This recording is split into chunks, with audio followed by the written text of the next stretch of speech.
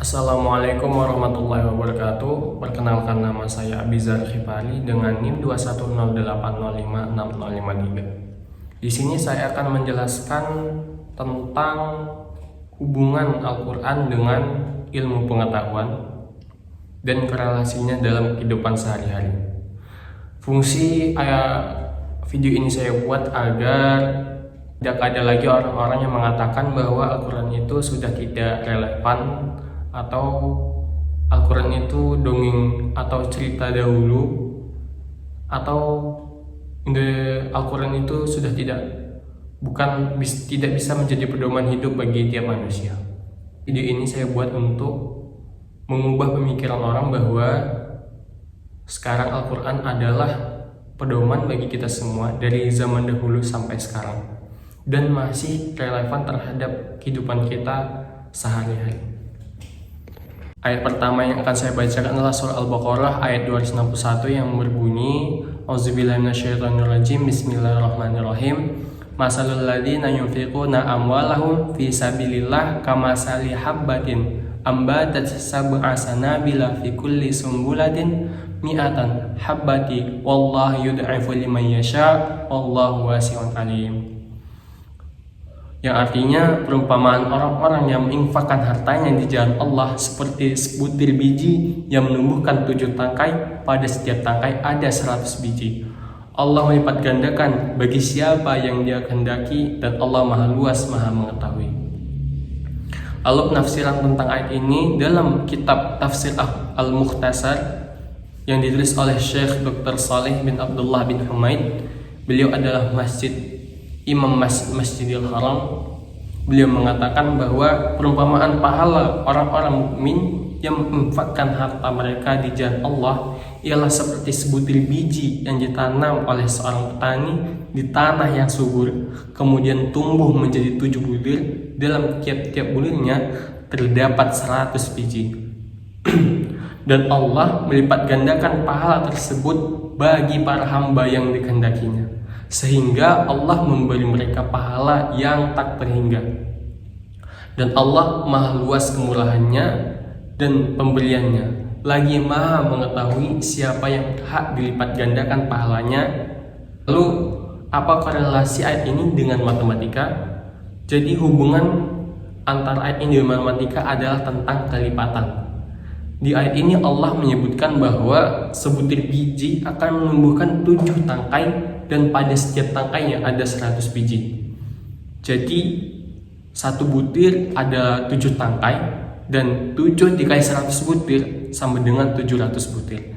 Jadi itulah hubungan antara Al-Quran dengan matematika pada surat Al-Baqarah ayat 261.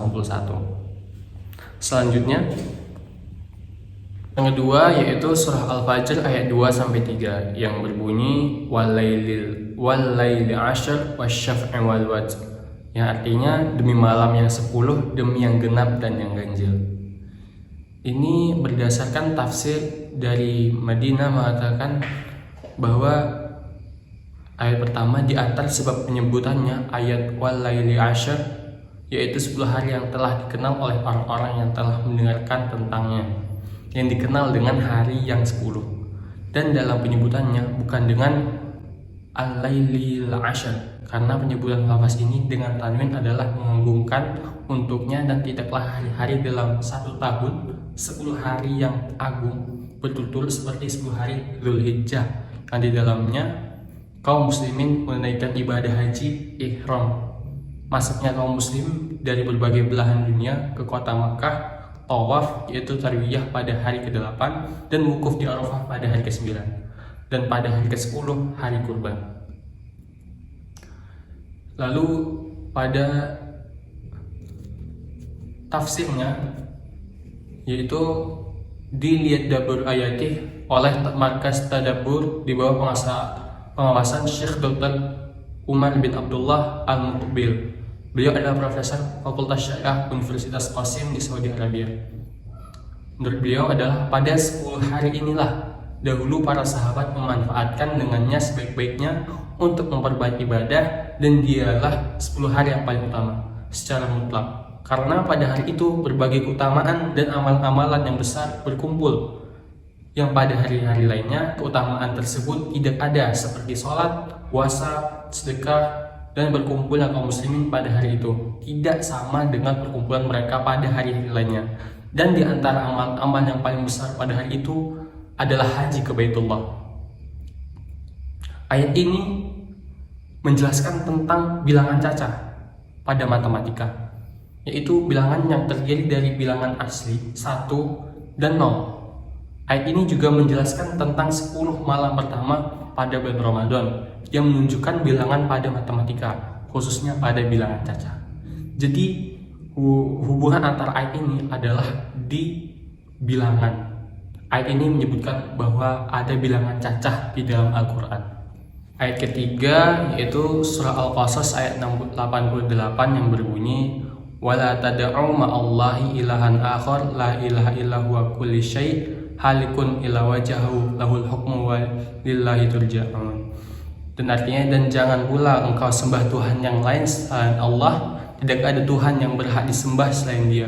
Segala sesuatu pasti binasa kecuali Allah, segala keputusan menjadi wewenangnya, dan hanya kepadamu kamu dikembalikan. Menurut tafsir Al-Muyassar yang ditulis oleh Kementerian Agama Saudi Arabia mengatakan, dan janganlah kamu menyembah Tuhan lain bersama Allah, sebab tidak ada yang berhak diibadahi selain Allah. Segala sesuatu itu akan hancur dan lenyap kecuali wajahnya. Baginya segala penentuan hukum, dan kepadanya kalian akan kembali setelah kematian kalian untuk menghadapi perhitungan amal dan balasannya. Dalam ayat ini terkandung beberapa penetapan sifat wajah bagi Allah sesuai dengan kesempurnaan dan kebesaran keagungannya. Dari ayat tersebut diperoleh kesimpulan bahwa tidak ada satu pun yang kekal di bumi kecuali Allah. Semuanya akan binasa, bahkan matematika pun akan yang dianggap tak terhingga oleh sebagian orang juga tidak akan kekal. Sebagai umat muslim, hendaknya lebih mempertebal iman dan takwa kepada Allah. Meskipun kita bisa menyelesaikan sesuatu masalah dengan jalan pikiran kita, tetapi pemikiran kita terbatas. Pemikiran manusia hanya mencapai sedikit dari bukti kekuasaan Allah. Jadi kaitan antara Al-Quran dengan ayat ini adalah bahwa tidak hanya ada di dalam dunia saja yang memiliki keterbatasan, tetapi dalam matematika pun ada juga keterbatasan. Seperti limit, ada limit fungsi, semuanya ada batasannya. Tidak ada yang sampai dapat mengerjakan semuanya. Jadi itulah keterkaitan antara matematika dengan Al-Quran. Lalu surat keempat, ayat keempat yang berkaitan tentang Al-Quran, ilmu matematika, yaitu surat Al-Kahfi ayat 25. Walabisu fi kahfihim salasa mi'atin sinina wazdadu tis'a. Yang artinya, dan mereka tinggal dalam gua mereka 300 tahun dan ditambah 9 tahun lagi. Menurut tafsir Zubdatul Tafsir min Fadlil Qadir yang ditulis oleh Syekh Dr. Muhammad Sulaiman Al-Ashqar, mudaris tafsir Universitas Islam Madinah, mengatakan bahwa labisu fi kahfihim salasamiatin sinina wazdadu tis'a, dan mereka tinggal dalam gua mereka 300 tahun dan ditambah 9 tahun. Berarti mengatakan bahwa mereka tertidur di dalam gua selama 309 tahun sebelum Allah membangunkan mereka kembali. Menurut Imam Al-Zajjaj berpendapat yang dimaksud adalah 300 tahun Syamsiyah Masehi dan 309 Qamariyah Hijriyah. Jadi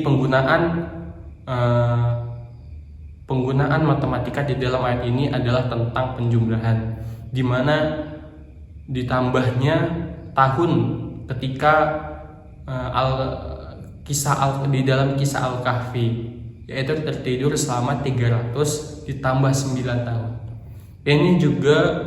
Ini merupakan operasi yang terdapat dalam matematika yang sampai sekarang masih banyak kita gunakan dalam kehidupan sehari-hari.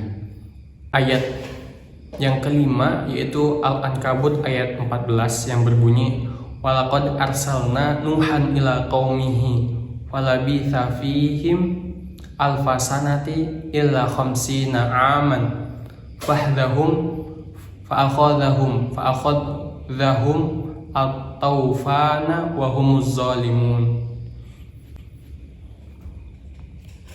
Yang artinya, dan sungguh kami telah mengutus Nuh kepada kaumnya, maka dia tinggal bersama mereka selama 1000 tahun, kurang 50 tahun. Kemudian mereka dilanda banjir besar, sedangkan mereka adalah orang-orang yang zalim. Menurut tafsir Al-Wajiz yang ditulis oleh Syekh Profesor Dr. Wahbah Az-Zuhail, yaitu pakar fikih dan tafsir di negeri Suriah, mengatakan bahwa sungguh kami telah mengutus Nuh kepada kaumnya. Dia tinggal bersama mereka selama 950 tahun. Dia menyuruh mereka untuk mengesahkan Allah, namun mereka mendustakannya. Hal itu untuk mengokohkan Nabi SAW dan menyebutnya sabar, membuatnya sabar dalam melanjutkan dakwahnya, karena sebelumnya Nuh alaihissalam telah mendahuluinya bersabar dalam berdakwah selama masa itu. Dia termasuk orang-orang pertama yang bersabar, dan balasan para pendusta itu yaitu dengan membanjiri mereka, kaumnya Nuh, dengan hujan lebat yang turun dari langit dan pancaran air dari bumi. Mereka itu menzalimi dirinya sendiri dengan berbuat kufur. Lalu apa korelasi ayat ini dengan Al-Quran? Korelasi ayat ini dengan Al-Quran yaitu operasi pengurangan matematika. Operasi dasar pengurangan ini juga ada dalam Al-Quran, surah Al-Ankabut yang ayat 14 ini. Dalam ayat di atas ini terdapat ayat yang saya sebutkan tadi, terdapat operasi pengurangan, yakni 1000 dikurang 50. Berarti 1000 dikurang 50 sama dengan 950 tahun. Pengurangan ini masih sangat berperan dalam kehidupan sehari-hari kita, seperti untuk menghitung jumlah pengembalian barang saat kita jual beli ataupun kegiatan yang lain-lain. Mungkin dari sini dapat kesimpulan bahwa telah dikemukakannya bahwa Al-Quran ini bukanlah penghambat dalam pengembangan ilmu pengetahuan dan teknologi, melainkan Al-Quran sebagai narasumber yang dijadikan landasan berpikir oleh ilmuwan muslim pada masa lalu. Karena itu hendaknya mendapatkan perhatian yang serius untuk dikaji lebih dalam, dikaji kembali, bukan hanya ayat-ayat tersebut saja, melainkan juga mempelajari pada ayat-ayat yang tersirat berupa fenomena alam dan juga isinya. Sehingga tidak ada lagi yang mengatakan bahwa Al-Quran bukanlah dongeng pada dongeng orang dahulu atau cerita-cerita orang zaman dahulu. Kurang dan lebihnya saya mohon maaf. Wassalamualaikum warahmatullahi wabarakatuh.